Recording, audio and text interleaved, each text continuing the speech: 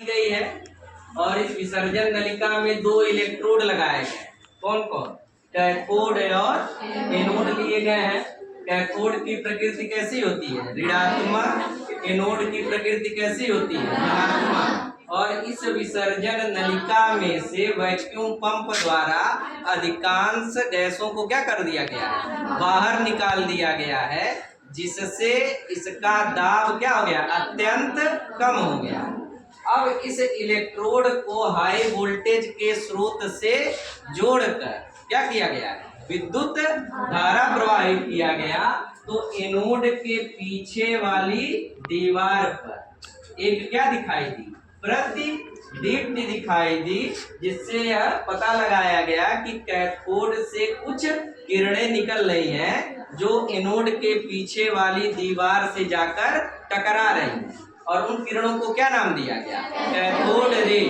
और फिर जब इसकी प्रकृति का अध्ययन करना था, तो प्रकृति का अध्ययन करने के लिए कई अन्य प्रयोग किए गए। सर्वप्रथम क्या किया गया कि इस कैथोड किरण के मार्ग में एक हल्का पहिया रख दिया गया। जिसने मेला में खरीदते हैं, ले दौड़ते हैं बच्चे वैसा, उसी तरह के हल्का क्या रख दिया गया? पहिया रख दिया गया। तो पहिया घूमने लगा, मतलब उससे कुछ कण टकराए होंगे तभी न अंदर घूम रहा है। तो उससे पता लगाया गया कि कैथोड किरणें जो हैं वह छोटे छोटे कणों से मिलकर बनी है। फिर पहिया हटा करके अब एक क्रास रखा गया, नहीं ईसाई लोग पहनते हैं गले में, तो एक क्रास रखा गया। तो उसका सीधा प्रतिबिंब बना। उसका क्या बना? सीधा प्रतिबिंब बना, जिससे यह पता चला कि कैथोड किरणें सदैव सीधी रेखा में चलती। क्लियर है? फिर क्या किया गया यहाँ पर? इस कैथोड किरण को विद्युत क्षेत्र में से गुजारा गया। विद्युत क्षेत्र मतलब दो प्लेट यहाँ लगाया गया, एक धन और एक ऋण। तो ये किरणें किधर मुड़ गई? धन प्लेट की। तो धन प्लेट की ओर क्यों मुड़ी?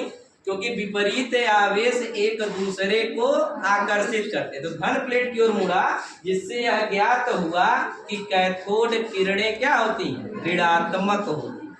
कैथोड किरणें कैसी होती हैं? ऋणात्मक होती हैं।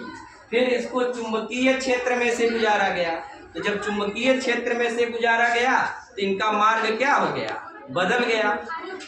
इनका मार्ग क्या हो गया? बदल गया। मतलब ये विद्युत और चुंबकीय क्षेत्र में अपने मार्ग से विचलित हो जाते।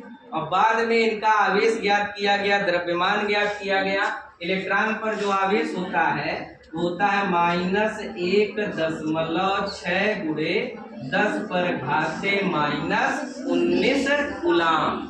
और इनका जो द्रव्यमान होता है 9.1 गुणे 10⁻⁻31 किलोग्राम। और इनकी खोज का श्रेय जाता है जे थॉमसन को।